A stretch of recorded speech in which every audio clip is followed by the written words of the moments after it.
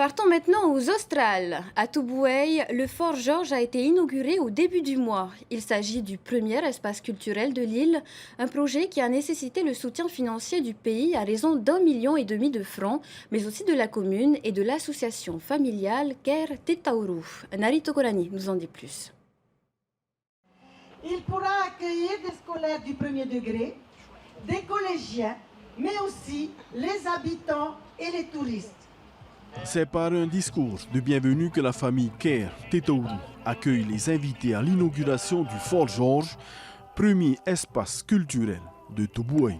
On a tellement attendu. Voilà, bravo! À l'initiative de l'association Bonti Fort Georges, le site a entièrement été réaménagé et amélioré. Sous le faripot de 400 mètres carrés, on trouve des maquettes du navire à voile la Bonti, mais pas seulement.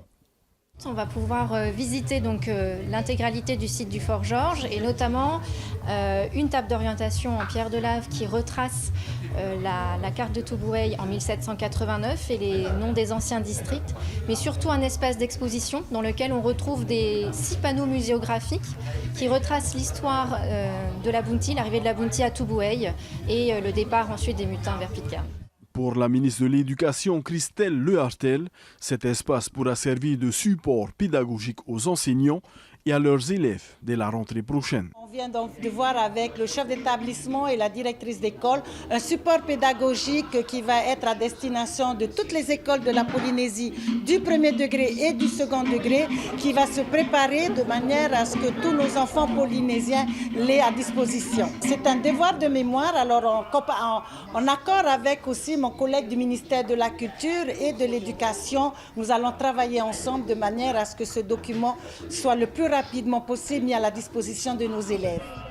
Ce site, qui a été construit après la mutinerie qui a opposé le capitaine de la Bounty, William Blight, au lieutenant Christian Fletcher en 1789, ce site sera ouvert au grand public, mais accessible seulement sur réservation.